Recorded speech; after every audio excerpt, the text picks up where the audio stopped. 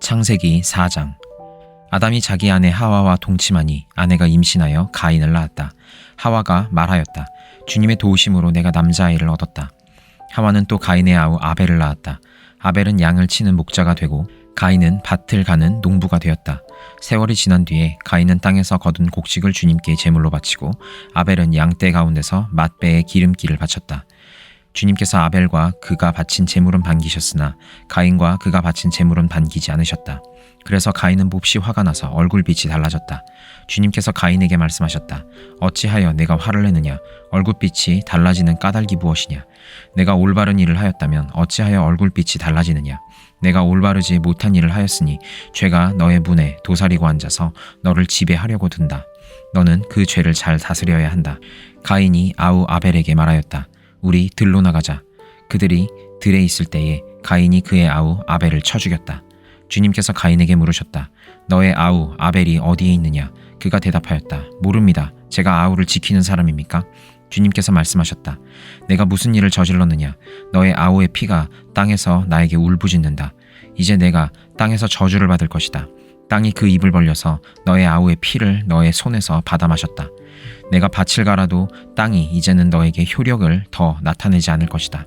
너는 이 땅 위에서 쉬지도 못하고 떠돌아다니게 될 것이다. 가인이 주님께 말씀드렸다. 이 형벌은 제가 짊어지기에 너무 무겁습니다. 오늘 이 땅에서 저를 쫓아내시니 하나님을 뵙지도 못하고 이 땅 위에서 쉬지도 못하고 떠돌아다니게 될 것입니다.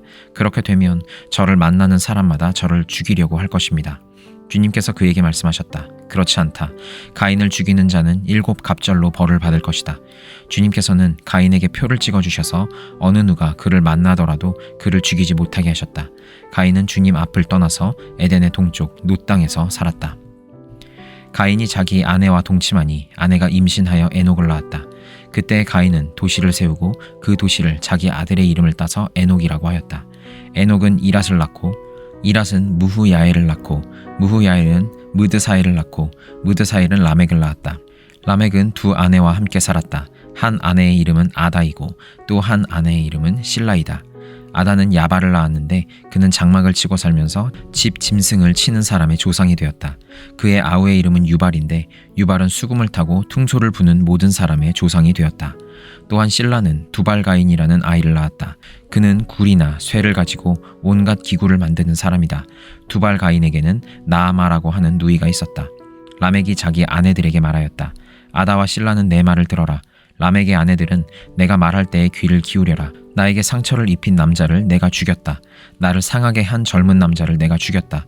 가인을 해친 벌이 7 갑절이면 라멕을 해치는 벌은 77 갑절이다. 아담이 다시 자기 아내와 동침하였다.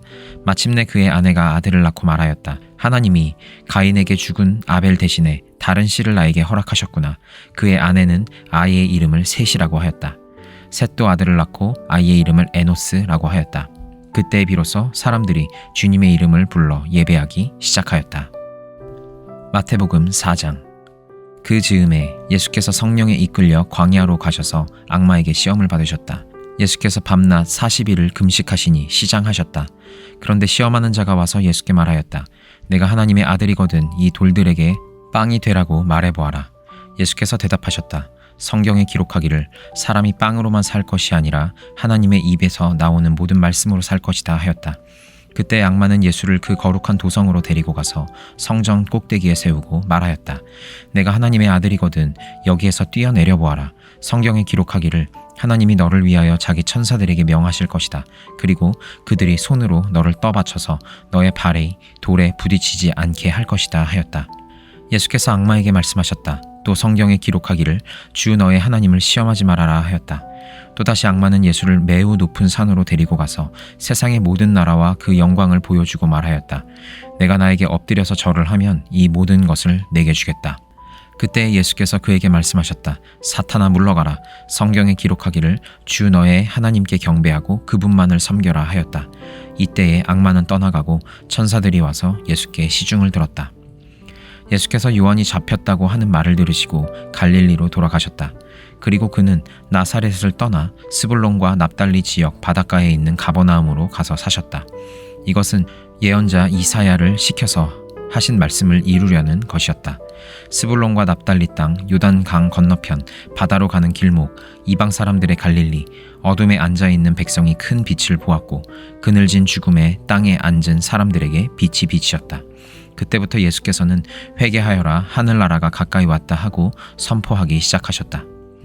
예수께서 갈릴리 바닷가를 걸어가시다가 두 형제 베드로라는 시몬과 그의 형제가 아닌 안드레가 그물을 던지고 있는 것을 보셨다.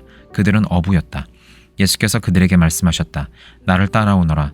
나는 너희를 사람을 낚는 어부로 삼겠다. 그들은 곧 그물을 버리고 예수를 따라갔다.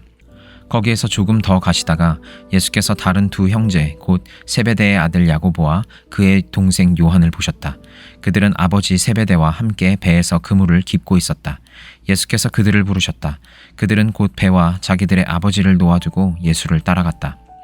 예수께서 온 갈릴리를 두루 다니시면서 그들의 회당에서 가르치며 하늘나라의 복음을 선포하며 백성 가운데서 모든 질병과 아픔을 고쳐주셨다. 예수의 소문이 온 시리아에 퍼졌다. 그리하여 사람들이 갖가지 질병과 고통으로 앓는 모든 환자들과 귀신 들린 사람들과 간질병 환자들과 중풍병 환자들을 예수께로 데리고 왔다. 예수께서는 그들을 고쳐주셨다. 그리하여 갈릴리와 데가볼리와 예루살렘과 유대와 요단강 건너편으로부터 많은 무리가 예수를 따라왔다. 에스라 4장.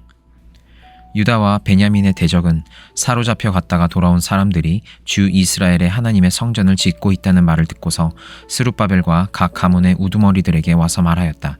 아시리아 왕 에살핫돈이 우리를 여기로 데려왔을 때부터 이제까지 우리도 당신들과 마찬가지로 당신들의 하나님을 섬기며 줄곧 제사를 드려왔으니 우리도 당신들과 함께 성전을 짓도록 하여 주시오. 스룹바벨과 예수아와 그 밖에 이스라엘 각 가문의 우두머리들이 그들에게 대답하였다. 당신들과는 관계가 없는 일이요. 주 우리의 하나님께 성전을 지어 드리는 것은 우리가 할 일이요. 페르시아 왕 고레스가 우리에게 명령한 대로 주 이스라엘의 하나님의 성전을 짓는 것은 오로지 우리가 할 일이요. 이 말을 들은 그 땅 백성은 성전 짓는 일을 방해하며 유다 백성의 사기를 떨어뜨렸다. 그들은 고문관들을 매수하면서까지 성전을 짓지 못하게 하였다. 이러한 방해는 페르시아 왕 고레스가 다스리던 모든 기간뿐만 아니라 페르시아 왕 다리우스가 통치하던 때까지 이어졌다. 아하수에로가 왕위에 오르니 대적들은 유다 주민과 예루살렘 주민을 고발하는 글을 올렸다. 아닥사스다 때에도 비슬람과 미드르닷과 다브엘과 그 밖의 동료 관리들이 페르시아의 아닥사스다 왕에게 글을 올렸다. 그 편지는 아람 글로 적었고 번역이 되었다. 르훔 사령관과 심세 서기관은 예루살렘 주민을 고발하는 상소문을 아닥사스다 왕에게 썼다. 그때 상소를 올린 사람은 르훔 사령관과 심세 서기관과 동료들과 그 밖에 디나 사람과 아바사 사람과 다블레 사람과 아바세 사람과 아렉 사람과 바빌로니아 사람과 수산 사람과 대해 사람과 엘람 사람과 귀족 오스나발이 사마리아의 여러 성과 유프라테스 강 서쪽 여러 지방에 이주시킨 민족들이다. 다음은 이들이 보낸 상소문의 내용이다. 유프라테스 강 서쪽에 있는 신하들이 아닥사스다 임금님께 아뢰입니다. 임금님께서 다스리시는 여러 지방에 흩어져서 살던 유다 사람들이 우리가 사는 예루살렘으로 와서 자리를 잡고 범죄와 반역을 일삼던 악한 성읍 예루살렘을 지금 다시 세우고 있습니다. 기초를 다시 다지고 성벽을 쌓아 올리고 있습니다. 이 일을 임금님께 아뢰입니다. 성벽 쌓는 일이 끝나고 그 성읍이 재건되면 그들은 세금과 조공과 관세를 바치지 아니할 것이며 틀림없이 국고에 손해를 끼칠 것입니다. 나라에서 녹을 타먹는 우리로서 임금님께 불명예스러운 일이 미칠 일을 그냥 보고만 있을 수 없어서 이렇게 상소문을 올리어서 임금님께 아뢰입니다. 조상이 남기신 기록들을 살펴보시면 임금님께서도 바로 이 성읍이 반역을 일삼던 곳이었음을 아시게 될 것입니다. 예로부터 이곳에서는 반란이 자주 일어나서 임금님들을 괴롭히고 다른 여러 지방에까지 피해를 입혔습니다. 이 성읍을 없애버린 것은 바로 그러한 반역 때문입니다. 이 성읍이 재건되고 성벽 쌓는 일이 끝나면 임금님께서는 유프라테스 강 서쪽 지역을 잃게 되신다는 것을 아뢰는 바입니다. 이에 대하여 왕이 내린 회신은 다음과 같다. 르움 사령관과 심세 서기관과 사마리아와 유프라테스 강 서쪽에 사는 경들의 동료들에게 평안을 빌면서 이 조서를 내린다. 경들이 우리에게 보낸 상소문은 번역이 되어 내 앞에서 낭독되었다. 그것을 듣고서 조사해보니 과연 그 성읍 사람들은 예로부터 왕실의 권위에 반기를 들어왔으며 그곳이 반란을 일으키는 자들의 소굴이었음이 밝혀졌다. 한때는 강한 왕들이 그곳 예루살렘을 다스리면서 유프라테스 강 서쪽 지방을 장악하고 조공과 세금과 관세를 거두기도 하였음이 확인되었다.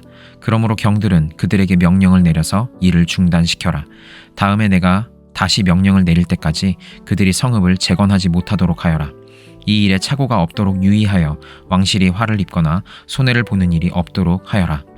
르움과 심세 서기관과 동료 관리들은 아닥사스다 왕의 편지를 읽고 곧 예루살렘으로 올라가서 유다 사람들이 일을 하지 못하게 무력을 써서 막았다. 그래서 예루살렘에 있는 하나님의 성전 공사는 페르시아 왕 다리우스 2년에 이르기까지 중단되었다. 사도행전 4장. 베드로와 요한이 아직도 사람들에게 말하고 있는데 제사장들과 성전 경비대장과 사두개파 사람들이 몰려왔다. 그들은 사도들이 백성을 가르치는 것과 예수의 부활을 내세워서 죽은 사람들의 부활을 선전하고 있는 것에 격분해서 사도들을 붙잡았으나 날이 이미 저물었으므로 다음 날까지 가두어두었다. 그런데 사도들의 말을 들은 사람들 가운데서 믿는 사람이 많으니 남자 어른의 수가 약 5,000명이나 되었다. 이튿날 유대의 지도자들과 장로들과 율법 학자들이 예루살렘에 모였는데 대제사장 안나스를 비롯해서 가야바와 요한과 알렉산더와 그 밖에 대제사장의 가문에 속한 사람들이 모두 참석하였다. 그들은 사도들을 가운데에 세워놓고서 물었다. 그대들은 대체 무슨 권세와 누구의 이름으로 이런 일을 하였소? 그때 베드로가 성령이 충만하여 그들에게 말하였다. 백성의 지도자들과 장로 여러분, 우리가 오늘 신문을 받은 것이 병자에게 행한 착한 일과 또 그가 누구의 힘으로 낫게 되었느냐 하는 문제 때문이라면 여러분 모두와 모든 이스라엘 백성은 이것을 알아야 합니다.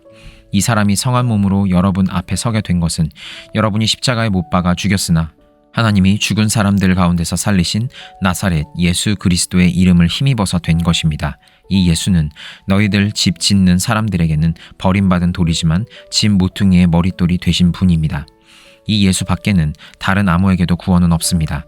사람들에게 주신 이름 가운데 우리가 의지하여 구원을 얻어야 할 이름은 하늘 아래에 이 이름밖에 다른 이름이 없습니다.